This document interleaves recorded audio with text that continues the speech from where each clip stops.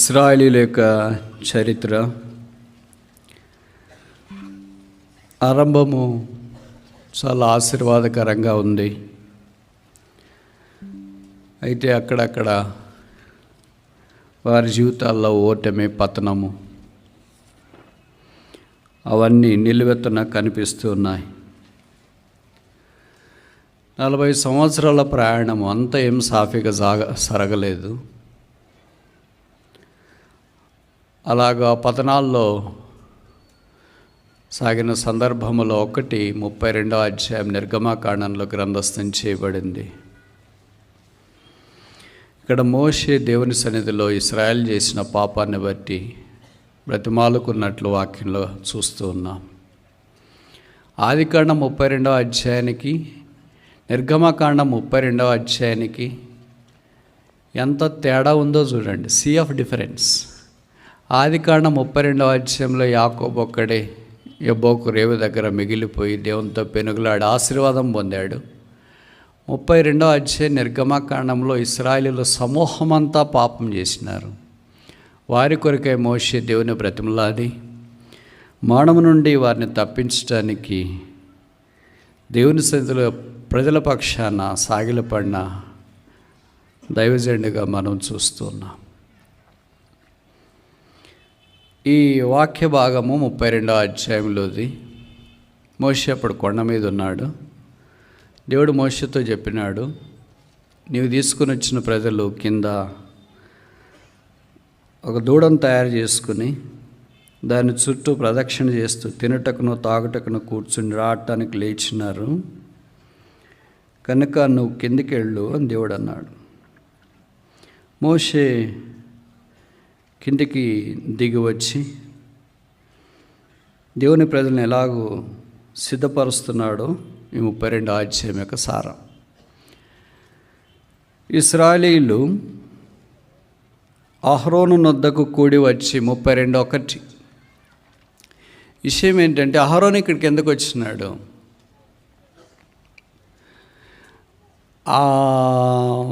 నిర్గమకాండము 24వ అధ్యాయం ప్రకారం ఆయన కొండ మీద ఉండాల.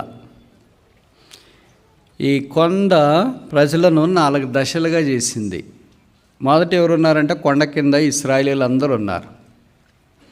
ఇంకా కొద్దిగా పైన ఎవరున్నారంటే అహరోను, నాదాబు ఇలాంటి వాళ్ళు ఉంటూ 70 మంది ఇశ్రాయేలీయుల పెద్దలు ఉన్నారు. ఇది 2వ మెట్టు. 3వ మెట్టు ఏంటంటే యెహోషువ ఉన్నాడు. ఆఖరి మెట్టు క్లైమాక్స్. దేవుడితో మోషే చెప్పినాడు, నువ్వు తప్ప ఎవరు రాకూడదు నా దగ్గరికి అన్నాడు. అక్కడ మోషే ఉన్నాడు. మోషే దిగి వస్తేనే యెహోషువ దిగి రావాలా, వాళ్ళిద్దరు దిగి వస్తేనే అహరోను మిగతా వాళ్ళు దిగి రావాలా, వాళ్ళంతా దిగి వస్తేనే అప్పుడు ఇశ్రాయేల్ ప్రజలు ఏదైనా పని చేసుకోవాలా. మోషే దిగి రాకుండా కొండ మీద ఉన్నాడు. మరి అహరోను ఎందుకు దిగి వచ్చాడు కిందికి? 32:1 ఉంది. వారు ఇశ్రాయేలీయులు అహరోను వద్దకు వచ్చి, లెమ్ము, మా ముందు నడుచుటకు మాకొక దేవతను మా కొరకు చేయమని ఆయన అన్నారు. వస్తేనే కదా చేయమని అడుగుతారు, ఆయన రాకపోతే అడిగిండరుగా. ఎందుకు వచ్చాడు మరి ఇక్కడికి? ఎందుకు వచ్చాడు? ఈ స్కిప్డ్ హిజ్ ప్లేస్, తన స్థానము నుండి తప్పించుకోవటానికి వచ్చినాడు. బహుశా నేను అనుకుంటా VRS తీసుకున్నాడేమో. ఈ మోషే ఇలాగ పోతూనే ఉంటాడు, ఎప్పుడొస్తాడో కూడా చెప్పడు. కనుక ఇంత పెట్టుకుంటే మనకు కుదరదు, మనం కిందికి వెళదామని అనుకున్నాడేమో. ఆయనతో పాటు మిగతా వారిని 70 మంది పెద్దలు అందరిని తీసుకొని కిందికి వచ్చాడు. వాళ్ళందరికీ చెప్తూ ఉంటే అహరోను కిందికి రాకుండా వాళ్ళు ఎలాగుంటారు? కానీ యెహోషువ రాలేదు కిందికి. అహరోనుతో నుండి కిందికి వచ్చినారు. వీళ్ళు కలిసినారంటే స్టేజ్ 1, స్టేజ్ 2 వీళ్ళిద్దరు కలిసినారు. ఇప్పుడు స్టేజ్ 1లో ఉన్న ఇశ్రాయేలీయులంతా అహరోను దగ్గరికి వచ్చి ఏం చెప్పినారంటే, మోషే తర్వాత లీడర్ ఆయనే కదా, ఆయన రాకపోతే వీళ్ళు వచ్చిండారు కదా. కొన్నిసార్లు మన స్థానం మిస్ అయినప్పుడు we become a centre for the people to act abnormal against God. దేవునికి విరోధంగా దేవుని ప్రజలు పాపం చేయటానికి కారణమవుతాం. మనం ఏమనుకుంటామంటే, నేను కిందికి దిగిపోతే ఏముంది, వాళ్ళకేం ప్రాబ్లము, వాళ్ళ దాన్ని వాళ్ళు ఉండొచ్చుగా, వాళ్ళ వాళ్ళు బతకొచ్చుగా అని అనుకుంటాం. అట్లా కాదు ఈ సొసైటీ. ఒకళ్ళది ఇంకోళ్ళకి కూడా ఇంపాక్ట్ అవుతుంది. అది మనం గమనించకపోవడం చాలా విషాదకరమైన సంగతి. అహరోన్కి ఏం కాదులే అనుకున్నాడు. నేను కిందికి వెళ్తే ఏంటి, మా తమ్ముడే కదా, వచ్చిన తర్వాత చెప్తాంలే, ఏదో పని ఉంది అందుకే కిందికి వచ్చేసాను, ఏమనుకోవద్దు అని చెప్తాంలే అని అనుకున్నాడేమో. But it was a colossal failure. ఆ 32వ అధ్యాయం గ్రంథస్థము చేయబడిన పాపానికి మూల కారణం అహరోను. So many times we lost our position because we have counted something other than God's presence. కొండ మీద ఉన్న మోషేను గురించి ప్రార్థన చేసి, లేకపోతే మోషే వచ్చేదాకా ఎదురు చూస్తామనేది లేకుండా కిందికి దిగి వచ్చిన కారణం చేత ఇశ్రాయేల్ ఇప్పుడు అడుగుతున్నారు, లెమ్ము మా ముందర నడుచుటకు ఒక దేవతను మా కొరకు చేయము. దేవత అనే కాన్సెప్ట్ వీళ్ళకి ఎలాగొచ్చింది? ఏదైనా మనం ఒక కట్ అండ్ పేస్ట్ మెథడే కదా, మనకేది ఒరిజినాలిటీ ఉండదు కదా, అంతా జిరాక్సే కదా. వీళ్ళకి ఎలాగొచ్చింది ఇదంటే, this is the spirit of Lucifer. ఇది లూసిఫర్ యొక్క ఆత్మ. లూసిఫరు అంటే సాతాను, సర్పము. సాతాను ఆదికాండం 3వ అధ్యాయంలో అవ్వ దగ్గరికి వచ్చిన తర్వాత వాళ్ళకి ఇదే మాట చెప్పినాడు. తెలుగు బైబిల్లో రాయబడింది, మీరు దేవతలై ఉంటారు. English Bible you shall be gods. దేవత అనే కాన్సెప్ట్ ఎవరి నుండి వచ్చింది? దేవుడు అనే కాన్సెప్ట్ దేవుడిది.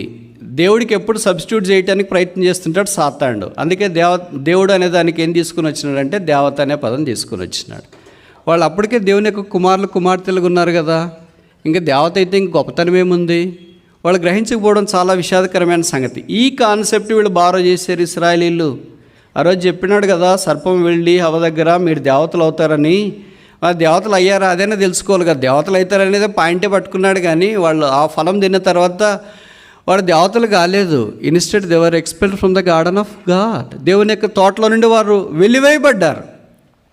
దేవత అనే కాన్సెప్ట్ తెలిసిన వాళ్ళు కింద వెలివేయబడ్డారనే కాన్సెప్ట్ కూడా తెలియాలి కదా. మనకేంటంటే ఒకటే, మనకి ఏది కన్వీనియంటే అదే పట్టుకుంటాం, మిగతాది వదిలేస్తాం. That's a major drawback for believers.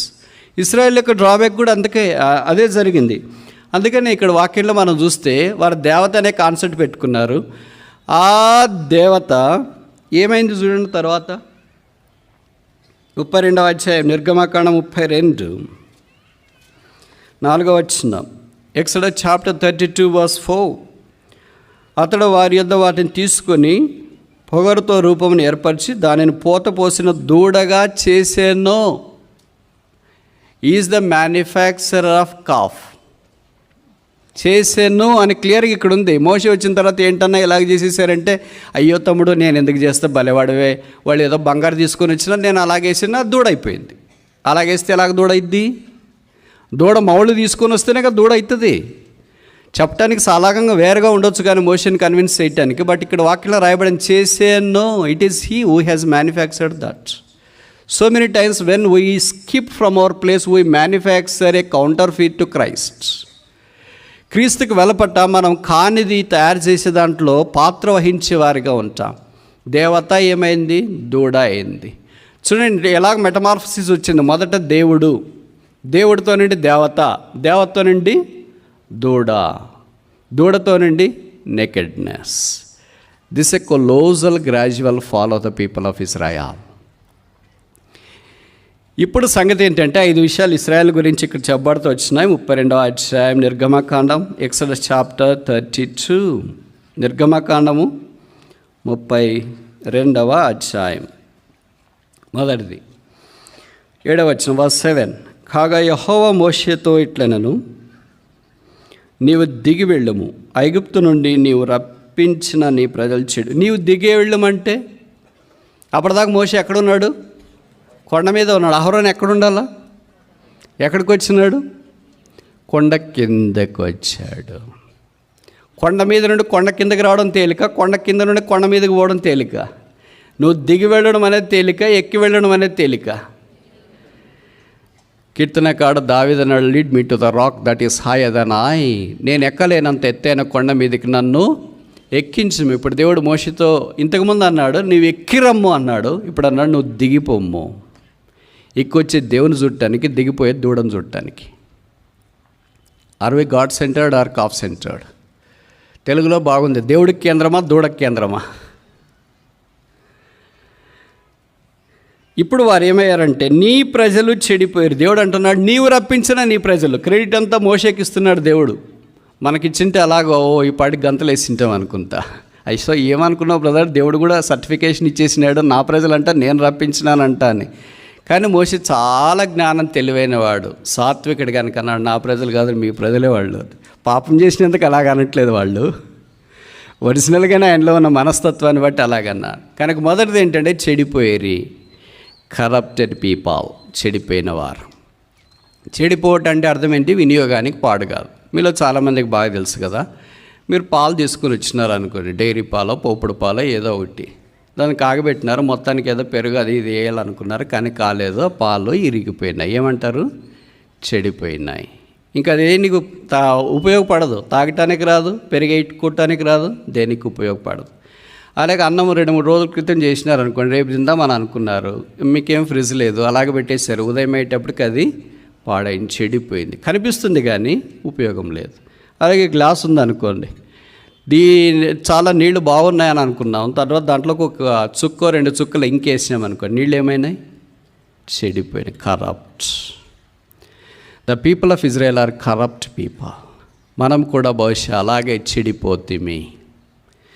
దైవ సాన్నిధ్యాన్ని అనుభవించడానికి బదులుగా దూడ దగ్గరికి వచ్చేసి దూడను పట్టుకొని దూడ చుట్టే మన ప్రదక్షిణ చేస్తూ దైవత్వం అనే దేవుణ్ణి మరిచిపోయిన వారై చెడిపోయేరి. రెండవది 32వ అధ్యాయం నిర్గమకాండం, ఎక్సోడస్ చాప్టర్ 32 వర్స్ 8, 8వ వచనం. నిర్గమ 32:8, నేను వారికి నియమించిన త్రోవ నుండి త్వరగా తొలగిపోయిరి. Crooked people. ఎలాగ తొలగిపోయారంట? దీన్నే అపోస్తలుడైన పౌలు యాంప్లిఫై చేసి రోమపత్రికలో రాస్తున్నాడు. అందరూ త్రోవ తప్పిరి. ఎలాగ త్రోవ తప్పారు? గొర్రెల వలె త్రోవ తప్పిపోతుంది. అంటే ఒక అనాలజీ ఇస్తే కానీ మనకు అర్థం కాదు మనం ఎలాగ తప్పిపోయామో అనేది. అందుకే అనాలజీ మెటఫర్ ఏమి ఇచ్చాడంటే గొర్రెల వలె త్రోవ తప్పిపోతుంది. గొర్రెలు ఒకటి పోతే అన్నీ పోతాయి, చీమలు ఒకటి పోతే అన్నీ పోతాయి. ఒకళ్ళు తప్పు చేస్తుంటే మిగతా వాళ్ళు సరిచేయటానికి బదులుగా అందరూ త్రోవ తప్పిపోయేరి. ఏంటి ఆ త్రోవ? అరణ్యములో కలుగజే త్రోవ. ఏంటి ఆ త్రోవ? యోహాను 14:6 యేసుప్రభువు అన్నాడు, ఐ యామ్ ద వే, నేనే ఆ త్రోవ, నేనే ఆ మార్గం, జీవ మార్గము, పరిశుద్ధ మార్గము, శిలువ మార్గము, కల్వరి మార్గము, ఇరుకు మార్గం, శాంతి మార్గం. అదే యేసుప్రభువు యొక్క మార్గం. ఆ మార్గములో నుండి మనము తొలగిపోయిన వారుగా కనిపిస్తున్నాం. మూడవది 32వ అధ్యాయం నిర్గమకాండం 32, Exodus chapter 32 verse 8 second part, 8వ వచనం 2వ వరుస. తమ కొరకు పోత పోసిన దూడను చేసుకొని దానికి సాగిలపడి బలి నర్పించి, పోయి ఇశ్రాయేలు ఐగుప్తు దేశం నుండి నేను రప్పించిన నీ దేవుడు ఇదే. Calf centred people. దూడను దేవుని వాళ్ళ దూడ రూపంలోనికి మార్చేసినారు. What a sad thing it is. అందుకే రోమాపత్రికలో చెప్పబడింది, అదృశ్యుడైన దేవుని దృశ్యమైన రూపంలోనికి వారు మార్చినారు, నిత్యుడగు దేవుని అనిత్యమైన దాంట్లోనికి మార్చినారు, ఆత్మస్వరూపైన దేవుణ్ణి ప్రతిమగా వారు మార్చేసినారు. మనం ఇలాగ భౌతికంగా చేసామని కాదు దీని అర్థం. మనం దేవుని మాట వినకుండా ఉంటే అర్థం ఏంటి? ఇంకా దూడ మాట వింటున్నట్టే కదా.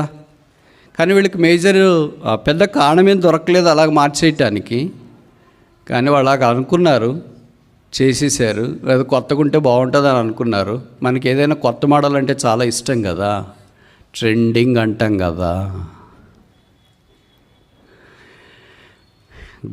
You can never trend God, you can never trade with God. దేవుణ్ణి ఎప్పుడు ట్రెండ్ చేయలేం, ట్రేడ్ చేయలేం. God is sovereign. దేవుడు సార్వభౌముడు, ఈజ్ ఆన్ ద థ్రోన్. ఆయన సింహాసనాసీనుడై ఉన్నాడు. ఆయనతో ఇశ్రాయేల్ ఆడటానికి ప్రయత్నం చేసినారు. 4వది నిర్గమకాండం 32వ అధ్యాయం. నిర్గమకాండం 32వ అధ్యాయం 10వ వచనం లేదా 9వ వచనం. Exodus chapter 32 verse 9.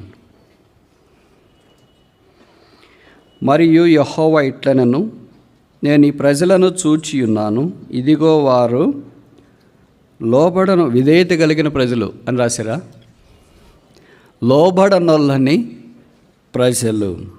They are cruel, crooked, crude people, లోబడనొల్లని ప్రజలు, స్టిఫ్ నెకెడ్. లోబడనొల్లని ప్రజలు అంటే మనం ఒకటి చెప్తే వాళ్ళు ఒకటి చేస్తారు. ఇది మామూలుగా ఆదాంతో నుండి స్టార్ట్ అయింది. ఆదామ తినొద్దంటే తినేసాడు, ఆరోనికి దిగొద్దంటే దిగేసాడు. మనకి యూజువల్గా అలాగే దేవుడు చెప్తూ ఉంటాడు, వెళ్ళొద్దంటే వెళ్తూ ఉంటాం, కూర్చోద్దంటే కూర్చుంటాం, నిలబడంటే కూర్చుంటాం. దేవుడు చెప్పిన దానికి సాధారణంగా ఆపోజిట్గా మనం చేస్తుంటాం. బయటికి మాత్రం ప్రభువా ఎంత విధేయుడు నాయన నువ్వు, ఆయన విధేయుడు, మనం విధేయత నేర్చుకోవాలిగా. ఆయన తల్లిదండ్రులకు విధేయత చూపించినాడు, తండ్రి చిత్తానికి విధేయత చూపించినాడు. 365 రోజుల్లో ఎప్పుడైనా దేవుని వాక్యానికి, దేవునికి, దైవికమైన అథారిటీకి విధేయత చూపించినట్లు మనకేమైనా గుర్తుందా? పైపెచ్చి అవిధేయత చూపించినవి చాలా గుర్తుంటాయి, అవే ఎక్కువ ఉంటాయి. ఇలా విధేయత చూపించినవి చాలా తక్కువ అనుకుంటా. విధేయత చూపించాలంటే మనకి we have our own logic and we have our own reasoning. కానీ భగత్ సింగ్ గారు ఆయన జతి పని వారి ద్వారా మనకు నేర్పించిండేది యేసుప్రభు యొక్క మార్గం. యేసుప్రభు ఏంటంటే విధేయత చూపించినాడు. హి వాస్ ఒబీడియంట్ ఈవెన్ అంటూ ద డెత్ అని బైబిల్లో రాశారు. మరణం వరకు ఆయన విధేయుడిగా ఉన్నాడు. మన క్రైస్తవ జీవితంలో కూడా ఈ విధేయత చాలా ప్రాముఖ్యం. ఈ దినాల్లో క్రైస్తవులు వర్ధిల్లలేకపోవటానికి కారణం డిజోబీడియన్స్, లోబడినొలంతనం, అవిధేయత. ఇది ప్రతిరోజు ఇంకా పాసిస్ట్ అవుతూనే, కొనసాగుతూనే ఉంది, ఇంకా పెరుగుతూనే వచ్చింది. సాధారణంగా వాళ్ళు ఏమనుకుంటారంటే అవిధేయులుగా ఉండి విధేయులే అని అనుకుంటారు. అది చాలా విచిత్రమైన సంగతి. పడిపోయి ఇంకా పడిపోలేమని అనుకుంటారు. వాళ్ళు పడిపోయినామనే సంగతి కూడా గుర్తించకపోవడం శోచనీయమైన సంగతి. తెలుగు రాష్ట్రంలో ఒక కవి ఉన్నాడు, ఆయన పేరు యోగి వేమన. ఆయన చాలా పద్యాలు చెప్పాడు. దాంట్లో ఒకటి పద్యము. ఏంటి ఆ పద్యం అంటే, తన్ను తాను ఎరిగిన తానే పో బ్రహ్మం, know thy self and thou art God like. నిన్ను నువ్వే తెలుసుకుంటే నువ్వు దాదాపు దేవుని యొక్క రూపంలోనికి మార్చబడినట్లే అని అర్థం. అంటే మనం తెలుసుకోకపోవడం వల్ల చీకటి అంధకారం మనల్ని ఆవరించింది. మనల్ని మనం తెలుసుకోకపోవడం అంటే నేను ఈ పొరపాటు చేస్తున్నాను, నేను ఈ తప్పు చేస్తున్నాను, నేను ఇలాగ చేయకూడదు, నేను అవిధేయుడిగా ఉన్నాను, నేను పడిపోయాను, ఇవన్నీ తెలుసుకోకుండా మనం అంతా బాగున్నాము. బైబిల్లో ప్రకటన గ్రంథంలో ఒక సంఘం ఉంది కదా, దరిద్రులైనా, దిక్కుమాలిన వాళ్ళైనా, దిగంబర్లైనా, చెడిపోయిన వాళ్ళైనా వాళ్ళు ఏమనుకుంటారంటే మేమంతా చాలా బాగున్నాం, I am the best model church. సాధారణంగా అదే మనం అనుకుంటాం, పడిపోయి కూడా అలాగే అనుకుంటాం. ఆ మధ్యలో ఒక దైవ సేవకుడు ఈ విషయం చెప్పేవాడు. ఆయన ఇప్పుడు లేడు, ప్రభు దగ్గరికి వెళ్ళాడు. అదొక ఊరికి అల్లంత దూరాన ఒక అడవి ఉంది. అడవిలో కొన్ని చాలా మంచి పెద్ద శ్రేష్టమైన పక్షులు వస్తూ ఉన్నాయి. ఆ పక్షులను ఎవరో వేటగాడు చూశాడు. ఒకరోజు అనుకున్నాడు ఆ వేటగాడు, ఎలాగైనా సరే ఈ పక్షులను వేటాడాలని అనుకున్నాడు. వేటాడాలని వేటగాడు అడవిలోకి వచ్చి పక్షులన్నీ చూసిన తర్వాత, సరే ఈరోజు వద్దు రేపు వస్తాంలే అని అనుకున్నాడు. ఈ పక్షులు ఒక పెద్ద పక్షి, ఒక లీడర్ పక్షి ఏం చెప్పిందంటే, మిగతా పక్షులన్నీ కూర్చొని రేపటి నుండి మనం ఇలాగూ జాగ్రత్తగా నేర్చుకోవాలా, పాటించాలా అని చెప్పాడు.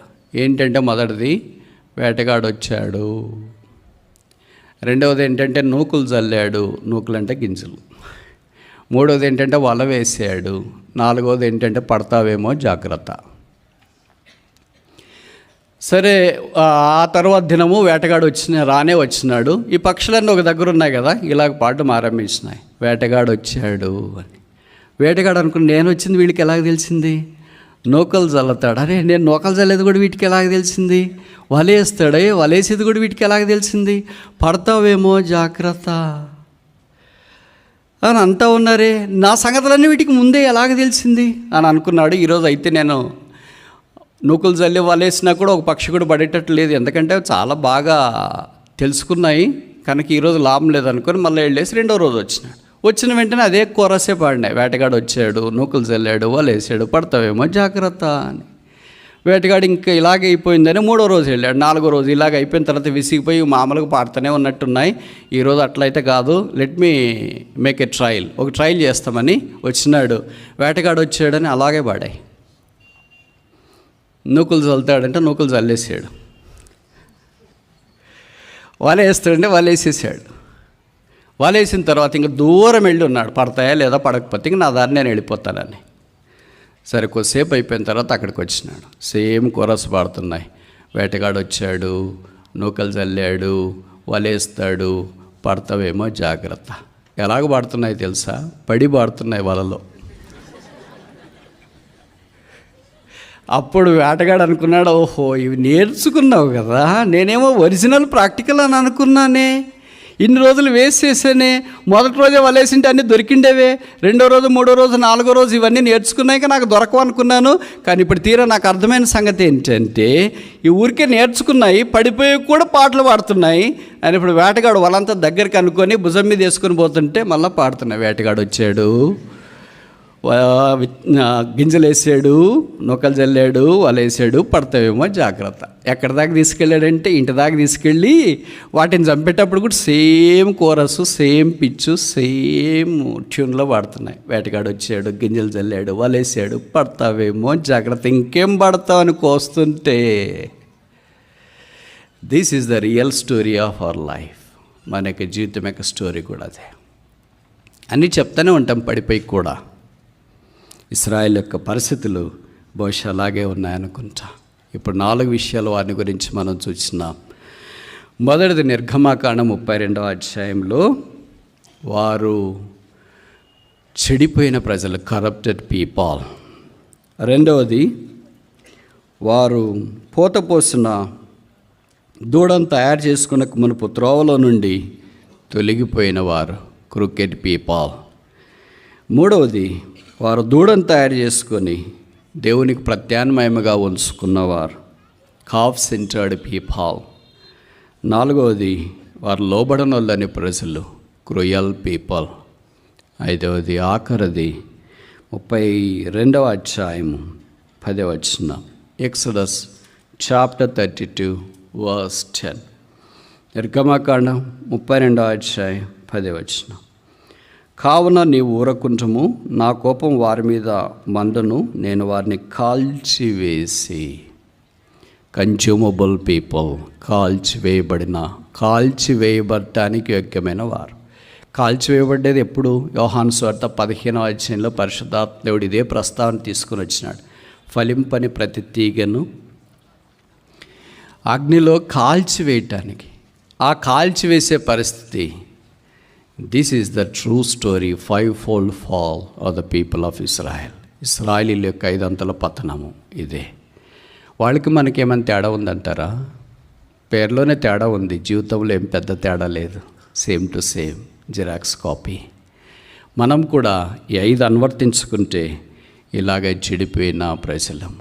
బయటికి బాగానే కనిపిస్తున్నాం, అంత కొత్త డ్రెస్సే, అంత కొత్తదే ఉంది. హృదయం మోసకరమైనది, ఘోరమైన వ్యాధి కలది, చెడిపోయిన హృదయం. రెండవది దేవుని మార్గములో నుండి తొలగిపోయిన వారం. ఆయన మార్గం మనకు కష్టమనో ఇబ్బందనో తొలగిపోయాం. సో మూడవది దేవునికి ప్రత్యామ్నాయముగా మనం ఏదో ఒకటి పెట్టుకున్నాం. అది పనే కావచ్చు, బంధువులే కావచ్చు, స్మార్ట్ ఫోనే కావచ్చు, మన నోరే కావచ్చు, మన స్నేహితులే కావచ్చు, ఏదైనా కావచ్చు. Anything apart from God become a calf. అదే దేవుడికి బదులుగా దూడగా మారినట్లు వాక్యంలో మనం చూస్తాం. నాలుగవది లోబడనొల్లని ప్రజలు. ఇది 100% కరెక్ట్ అంటే తప్పు కాదనుకుంటా. డిజోబీడియంట్, స్టిఫ్ నెక్కెడ్, రెబీలియస్, దేవునికి విరోధంగా మనకు తెలియకుండానే ఈ పనులు జరుగుతూనే ఉంటాయి అన్నదినం బై డిఫాల్ట్. ఐదవది ఆఖరిది వారు కాల్చివేయబడవలసిన వారు. అయితే ఇదే జరిగితే బహుశా బైబిల్ చరిత్ర భిన్నంగా ఉండేది. ఇలాంటి పరిస్థితుల్లో ఒక వ్యక్తి వచ్చినాడు దేవుడికి, ఇశ్రాయేలీయులకు మధ్యలో. ఆయన పేరే మోషే. ఆయన దేవుని సన్నిధిలోకి వెళ్ళి దయచేసి వారిని అలాగ చేయొద్దు. దేవుడు ఆయనకి 2 సార్లు ఆఫర్ ఇచ్చినాడు. అందరినీ కాల్ చేసి నిన్ను గొప్ప చేస్తా ఏమంటావు అని. అలాంటి ఆఫరే మనకు వచ్చింది అనుకోండి, మనకు రాదు. ఎందుకంటే మన సంగతి దేవుడికి బాగా తెలుసు కదా. ఒకవేళ వచ్చింది అనుకో, మనం ఏమంటాం, ప్రభువా చేయవలసిన పని త్వరగా చేయము, ఎందుకంటే నువ్వు మనసు మార్చుకుంటావేమో తర్వాత. డూ ఇట్ క్విక్లీ, వెంటనే చేయాలంట. మోషే అలా కాదు, బైబిల్లో రాయబడింది. మోషే దేవుని సన్నిధిలో సాగిలపడి బ్రతిమాలుకొనెను, నా పేరు కావాలంటే నీ జీవ గ్రంథంలో నుండి తుడిచే, కానీ నీ పేరు పెట్టబడిన ప్రజలైన ఇశ్రాయేలీయులు ఈ భూగోళం నుండి తుడిచివేయబడకుందురుగాక. ఆ తర్వాత వచనాల్లో మనం చూస్తాం దేవుడు మోషే ఆలకించి, చూడండి 32వ అధ్యాయం 32 చాప్టర్ 32 verse 14. అంతటి యెహోవా తన ప్రజలకు చేసేదనని చెప్పిన కీడును గూర్చి దేవుడికి ప్రజలకు మధ్యలో మోషే వచ్చినాడు. అందుకే దేవుడు సంతాపడినట్లుగా, కీడును చేయకుండా ఆగిపోయినట్లుగా వాక్యంలో మనం చూస్తాం. ఇది ఈ సంవత్సరం అంతట్లో మనం చేసిన ఈ నేరాలు, ఘోరాలు, ఈ తొలగిపోట, లోబడనోళ్ళని స్థితి, అవిధేయత, ఇవన్నిటిని బట్టి ఎప్పుడో మనం కాల్చివేయబడవలసింది. కాల్చివేయబడితే రూపం ఉండదు. స్త్రీ అని, పురుషుడని, చిన్నోడని, పెద్దోళ్ళని, అందంగా ఉన్నారని, అందవిహీనంగా ఉన్నారని, భక్తులని, భక్తిహీనులని ఏం రూపం ఉండదు. బూడిదికి అమార్ఫస్ మెటీరియల్ అంటారు. ఇది it's not a crystalline material. ఈ అమార్ఫస్ మెటీరియల్కి ఏమి రూపం ఉండదు కనుక దానికి అసలు రూపం లేకుండా గాలి కొట్టుకుపోవాల్సిన వారం. అయితే మోషే ఇశ్రాయేల్ పక్షాన్ని సాగిలపడినట్లు మన పక్షాన్ని కూడా మోషే కంటే గొప్పవాడు యేసుక్రీస్తు ప్రభువారు దేవుని సన్నిధ్యంలో సాగిలపడ్డాడు. మోషే భూమి మీద సాగిలపడ్డాడేమో, మన కొరకు యేసుక్రీస్తు ప్రభువారు కల్వరి శిలువ మీదకి వెళ్ళాడు. మన పాపలన్నీ భరించి రక్తము కార్చి చనిపోయి సమాధి చేయబడి తిరిగి లేపబడి మహోన్నతిని సింహాసనమున మహామహుని చెంత ఆసీనుడయ్యండి మన పక్షాన నిత్యము మానక విజ్ఞాపన చేస్తున్న ప్రధాన యాజకుడు. ఇట్టి ప్రధాన యాజకుడు మనకు సరిపోయిన వాడు. మలాకి 3:6 చెప్పబడింది, యెహోవానైనా నేను మార్పు లేని వాడని కనుక యాకోబు సంతతైన మీరు లయము కాలేదు. ఆ శిలువ దగ్గర నుండి ఎంత పడిపోయాము. From cross to the calf. The fall of a Christian is a broad one from cross to the calf. సిలువ దగ్గర నుండి దూడ దాకా మనుషుడు పడిపోయాడు. అయితే ప్రభుకు స్తోత్రాలు. చరిత్ర ఇంతటితో ముగించలేదు. తిరిగి దేవుడు లేపటానికి సమర్థుడు గనక ఇది మనం ఇక్కడికి చేరి వచ్చినాం. ప్రభు మనల్ని కాల్చివేసేవాడైతే ఇది మనం ఇక్కడికి చేరి రాలేము. కానీ గుర్తించుకోవాల్సింది ఏంటంటే, అలాగ ప్రభువారు మనల్ని జ్ఞాపం చేసుకొని దేవునితో మన పక్షాన్ని విజ్ఞాపన చేస్తున్న ప్రధాన యాజకుడు. ఆయనతో కూడా మనం కలిసి రాత్రి, ప్రభువా నేను కూడా నీ మార్గములో నుండి చెడిపోయాను, తొలగిపోయాను, దూడను చేసుకున్నాను, లోబడనులని వాడిగా నేను జీవిస్తున్నాను, నేను కాల్చివేయబడటానికి పాత్రుడను. మోషే కంటే గొప్ప ప్రధాన యాజకుడా, మోషే సాగిలపడితే వారి మీదకి రావాల్సిన కీడు తప్పించినావు, నువ్వు సంతాపడినావు. మోషే కంటే గొప్పవాడని యేసుప్రభు సాగిలపడడం ద్వారా నా మీదకి కూడా రావాల్సిన కీడు ఉపద్రవాన్ని తప్పించి సాగిలపడేవాడవు. ఇదిగో నేను కూడా ప్రధాన యాజకంతో కలిసి వస్తున్నానని ఆయన సాన్నిధ్యంలో శిలువ రక్తం ద్వారా కడగబడి శుద్ధీకరించబడి తిరిగి సమకూర్చబడితే ఆ జనమునే, నిర్గమకాండం 32వ అధ్యాయంలో ఉన్న జనమనే సంఖ్యాకాండంలోనికి వచ్చేటప్పటికే, ద్వితీయోపదేశకాండంలోకి వచ్చేటప్పటికే దేవుడు మాట్లాడుతున్న మాటలేంటంటే, ఇశ్రాయేలు నీ భాగ్యం ఎంత గొప్పది, యెహోవా రక్షించిన నిన్ను పోలిన వాడెవడు. What a metamorphosis is this. కాల్చివేస్తానని సెలవిచ్చిన దేవుడు ఇప్పుడేమంటాడు, who is like unto you. నిన్ను పోలిన వాడెవడు, నీకు సమడైన వాడెవడు. అదొక ఊరు. ఆ ఊరికి అల్లంత దూరాన అరణ్యం ఉంది. అరణ్యములో పక్షులు అటు ఇటు సంచరిస్తున్నాయి. అరణ్యానికి ఊరికి మధ్యలో ఒక ఖాళీ స్థలం, గ్రౌండ్ మాదిరి కనిపిస్తుంది. ఉదయం సాయంకాలం వేటగాడు అక్కడికి వెళ్ళాడు. ఏదైనా పక్షి కిందకు వస్తే బాణం వదిలి చంపాలి. తన వృత్తి ప్రవృత్తి అదే కనుక ఆ వేట కొరకు వెళ్ళాడు. ఏదో కాకి వస్తుందో పావురం వస్తుందో అని అనుకుంటే ఉన్నట్టుండి పక్షిరాజు అక్కడికి వచ్చినాడు. దానికి బాణం గురిపెట్టి వదిలేటప్పటికీ అది కూలిపోయింది, వెల్లెలకలా పడింది, 2 రెక్కలు పారజాపుకునింది. పక్షిరాజు పడిపోయాడు కదా, నేను వేటగాడంటే ఎంత నైపుణ్యం కలిగిందని చాలా సంతోషంతో పక్షిరాజు దగ్గరికి వచ్చినాడు. దాని కళ్ళల్లో చూస్తే నీళ్లు గారుతున్నాయి. ఇప్పుడు ఈ వేటగాడు పక్షిరాజు ఇలాగన్నాడు, పక్షిరాజు నిన్ను చంపాలని నా ఉద్దేశం కాదు, నేను ఏదో పావురానికో పిట్టెలకో కాకులకో దీనికి వచ్చినాను, కానీ ఉన్నపాట నువ్వు వచ్చేసావు, బాణం వదిలాను, గురి తగిలింది, కింద పడిపోయావు, ఎందుకు ఏడుస్తున్నావో. అప్పుడు ఈయన చాయిస్ ఇచ్చినాడు, బాణం తగిలిందని నొప్పితో బాధతో ఏడుస్తున్నావా? కాదు. ఎందుకు ఏడుస్తున్నావు? నేను నిన్ను చంపేస్తానని ఏడుస్తున్నావా? కాదు. ఎందుకు ఏడుస్తున్నావు? ఒక్కడే కింద పడిపోయాను, ఎవరు తోడలేరని ఏడుస్తున్నావా? కాదు. ఎందుకు ఏడుస్తున్నావు? నిన్ను పాతిపెట్టనని ఏడుస్తున్నావా? కాదు. ఎందుకు ఏడుస్తున్నావో? అప్పుడు పక్షిరాజు నోరు తెరిచి ఇలాగ చెప్పడం ఆరంభించింది. నా బ్రతికి ఇక్కడ కాదు ఉండాల్సింది, నేను కొండల్లో జీవించవలసిన దానినే. నా ఎత్తులోనికి ఏ పక్షి రాదు, నా గూడు దగ్గరికి ఏ పక్షి రాదు, నా దగ్గరికి ఎవరు బాణం విసిరి వేటాడేవాళ్ళు లేరు, నన్ను మించిన వారు ఏ పక్షి లేడు, నేను పక్షులకు రాసున్నా. మరి ఎందుకు ఇక్కడికి వచ్చావు? నేను కొండ మీదకి రాలేదు కదా. నేను ఎందుకు ఇక్కడికి వచ్చానంటే హైదరాబాద్ ఎలాగుందో చూస్తామని వచ్చాను. కొండ నచ్చలేదా? ఏకాంతం నచ్చలేదా? అన్నిటికంటే ఎత్తుగా ఎగిరిందా నచ్చలేదా? నచ్చింది. ఇక్కడ ఎట్లుందో చూస్తామని వచ్చాను.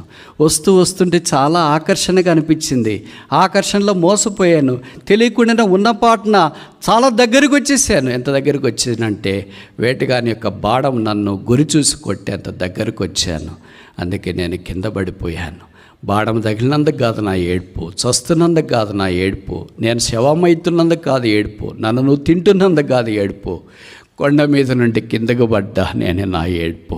నా స్థానం కొండ మీద ఉండాల్సిందే, కిందకు పడిపోయానని ఏడుపు. నా స్థానము సూర్యుని చూసి ఎగురుతుండవలసిందే కానీ కింద భూమిని చూస్తున్నానే నేను నా ఏడుపు. అందుకే నేను ఏడుస్తున్నాను. నా కన్నీళ్ళు మాన్చేది ఎలాగో. కథ కట్ చేస్తే మనల్ని కూడా అలాగే కలవరి కొండ మీద యేసునాథుడు మన కొరకే ప్రాణం పెట్టి చనిపోయి సమాధి చేయబడి తిరిగి లేచినాడు. మనల్ని కూడా రక్షణ ఔన్నత్యము కొండ దగ్గరికి తీసుకొని వచ్చినాడు. బాగా ఆరంభంలోనే ఉంటూ వచ్చినాము. రోజులు గడిచే కొద్ది లోకం యొక్క ఆ అలవాట్లు, ఆకర్షణ మనల్ని పట్టింది. ఎలాగో బాగుంది కదా అని అనుకున్నాం. మెల్లిమెల్లిగా కొండ అనుభవం నుండి కిందికి దిగి వచ్చేటప్పటికే సాతాను అనే వేటగాడు బాణం పెట్టుకొని సిద్ధంగా ఉన్నాడు. బలయ్యామో, కింద పడ్డాము, రక్తపు మడుకులో ఉన్నాము, కన్నీరు గారుస్తున్నాము, ఎగురుతున్నాము. ఆ పక్షిరాజుకైతే నిరీక్షణ లేదు, కానీ మనకైతే నిరీక్షణ ఉంది. ఈ రాత్రి తిరిగి మనం అక్కడికి రావచ్చు. రాసులకు రాసిన ప్రభు వైపు చూస్తూ, ప్రభు నేను పడిపోయాను, బాణాలు దెబ్బలు, నా జీవితం అంతా అరికాలం మొదలుకొని నన్నెత్తి దాకా కొంచెమైన స్వస్థత లేకుండా ఉన్నాను. తిరిగి లేవాలనుకుంటున్నాను, ఎగరాలనుకుంటున్నాను, కొండ మీద ఉండాలనుకుంటున్నాను, నీతి సూర్యుని చూడాలనుకుంటున్నాను, అరుణోదయ దర్శనాన్ని చూడాలనుకుంటున్నాను. ఈ రాత్రి నీ దగ్గరికి వస్తున్నాను, నన్ను చేర్చుకోవా? యేసు రక్తం ప్రతి పాపం నుండి మనల్ని కడిగి పవిత్రులుగా చేయను. ఇశ్రాయేలు నీ భాగ్యం ఎంత గొప్పది. యెహోవా రక్షించు, నిన్ను పోలిన వాడెవడు? ఇశ్రాయేలు దేవుడు కునుకాడు, నిద్రపోడు, ఆయన ఏకరీతిగా ఉన్నాడు. ఈ రాత్రి తిరిగి మనం ఆయన సాన్నిధ్యంలోనికి రావచ్చు. మన బలహీనతలు, పతనాల శిలువ దగ్గర ఒప్పుకోవచ్చు. శిలువలో నుండి ప్రవహిస్తున్న రక్తపూటలో కడగబడి శుద్ధీకరించబడి తిరిగి ఆయన పోలికగా, ఆయన స్వరూపంలో మనం మార్చబడి ఆయన కొరకు జీవించవచ్చు. ఇశ్రాయేలు యొక్క భవిష్యత్తు ఆశీర్వాదకరం. దేవుడు మనల్ని కూడా అలాగే చేయాలని సంకల్పిస్తున్నాడు. రెండే ఆయన సన్నిధిలో మన పాపములు, బలహీనతలు ఒప్పుకొని పశ్చాత్తాపడి ఆయన రక్తం ద్వారా కడగబడి శుద్ధీకరించబడి ఆయనను పోలిన వారిగా జీవించినట్లు ప్రభువు మనకు సహాయం చేయనుగాక.